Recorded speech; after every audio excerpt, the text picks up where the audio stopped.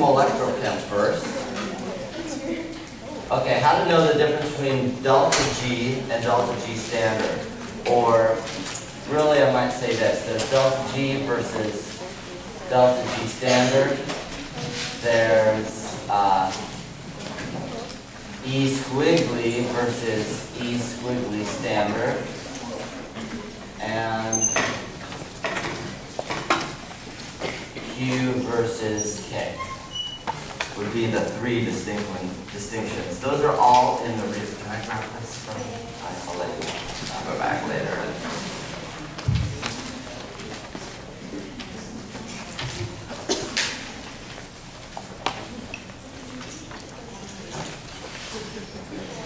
Just to remind ourselves here of this table. Okay, standard state versus non-standard state. And then I'll talk about specific problem, or be more specific. But remember that if it has a standard, or if it's K, that's a specific value, an actual specific number. The other ones can vary. Okay, so for example, E standard, that we're going to get from a table that looks like this. Okay, and you'll be given something like this on the exam. You'll get that from a table, and regardless of the conditions or whatever we give you, as long as we're at our standard conditions, regardless of the concentrations, we can calculate this from a table. And the same is true for delta G standard, or K could just be listed in a table.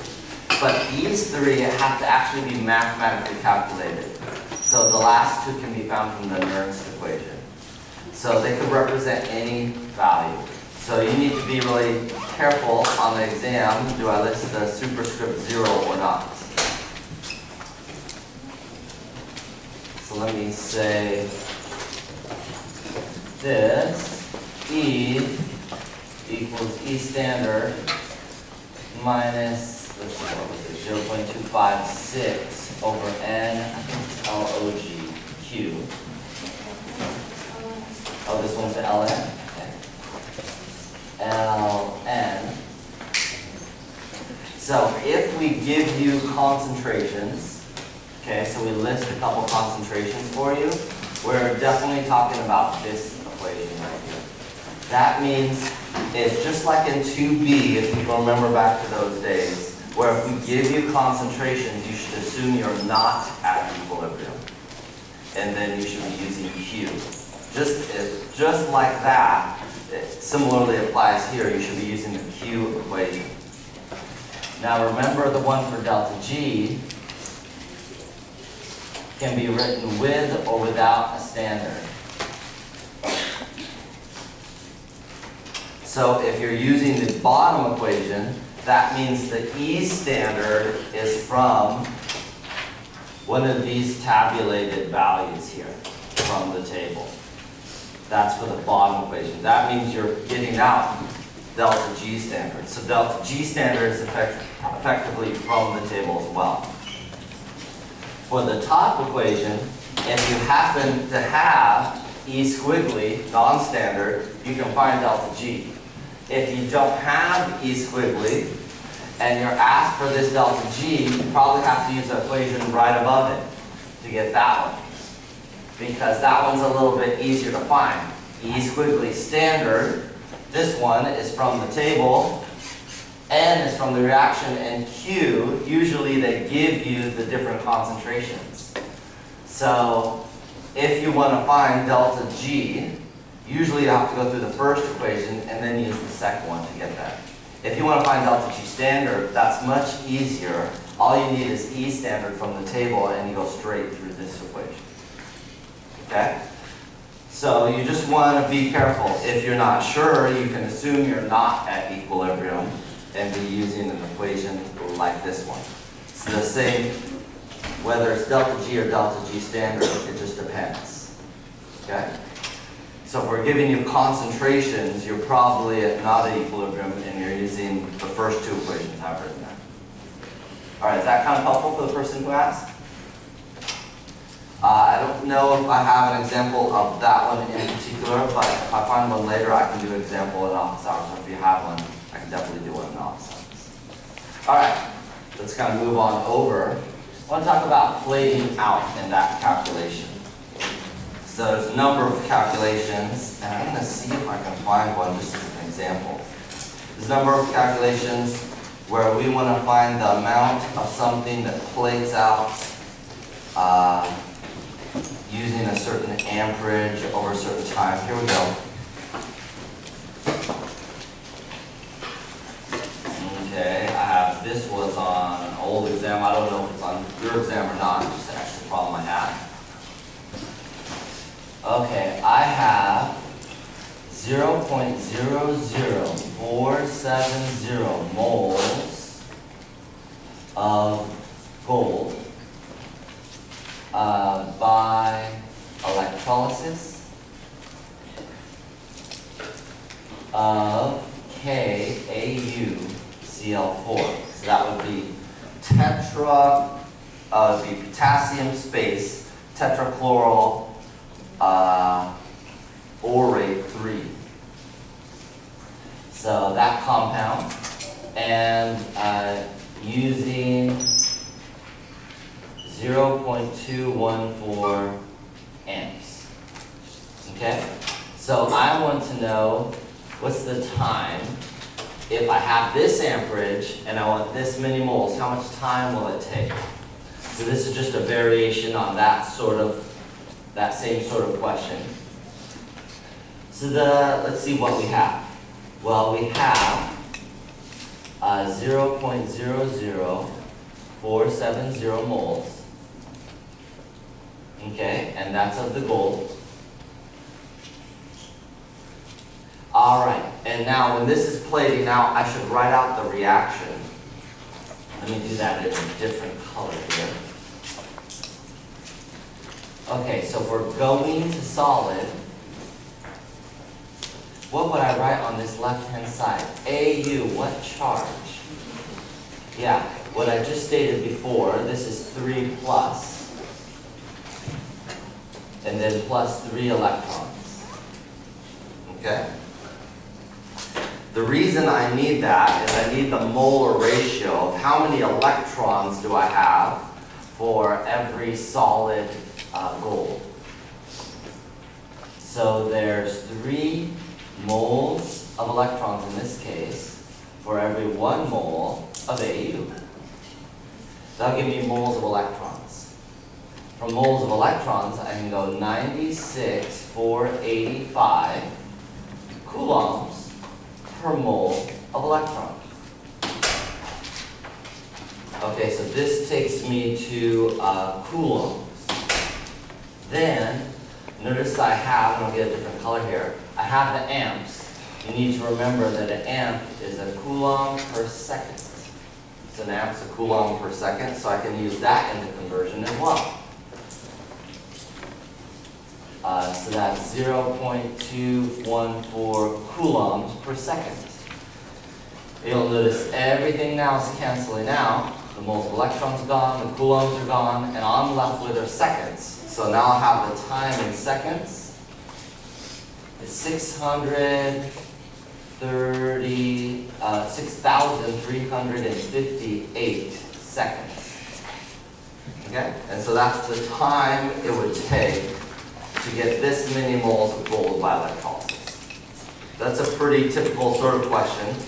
We could either have, in this case, we asked you for time and gave you everything else, or we could do any sort of variation. We could ask you for the amperage and have given you the time, or we could ask you for the moles or mass and then given you the time. So there's a couple of ways to vary this question. Yes? Would they give you like a unit of time that they're asking for, like would they say like minutes and stuff? Right. So in this case, it was a multiple choice and all the answers were in minutes. So if we convert it to minutes, it'd be 106 minutes. If I don't specify, unfortunately, then you could choose whatever time unit you would want to. But I try to specify on the long answer questions so that it's more gradable. All right, so that's a pretty typical question of plating out. Remember, you need to know the reaction, and everything else is unit conversion. Okay, let's go to the next. Those of you just coming in, we have our list of stuff that people wanted to cover. Let me say a little bit about salt bridge. Was this, I forgot, was this about picking a salt bridge? Is that right? Okay. When you're picking a salt bridge, let me just say a couple things about it like this. Usually I wouldn't worry too much about it. It's either going to be, in most cases, for our class, it'll be KCl or KNO3. You're usually going to pick it based on ions pre-existing in the problem. Okay? So, if you have potassium as a counter ion or a spectator ion in the problem, really either one would work. If you have nitrate as a spectator ion, which we've had before, let me show you an example where we've had it before. Here. Yes, this is a good one. If I showed you a picture like this, now I know I gave you the salt bridge here, but it's because the nitrate is there. So this nitrate is here, so KNO3 is the easiest salt bridge to pick because I already have this counter ion present. So if it's already present, it's an easy one to pick. Yeah, you want to add on top of this question? Yeah. I remember there was a question in class that there wasn't a solid present in the cell, but then you just connected it with a wire. How come you didn't use like carbon, graphite, or platinum? Okay, let me bubble that question for a second so we finish the salt bridge here. Okay. So the NO3, because it's a common counter ion, just pick that one. It's a common spectator ion, just pick that. And that's merely because I saw it here, and I know it's not involved in reaction. There's only like one situation we did in class, I think it freaked people out a little bit, where we used KCl, or we considered using KCl, but it wasn't a good choice. It wasn't a good choice because it reacted with the silver in the reaction.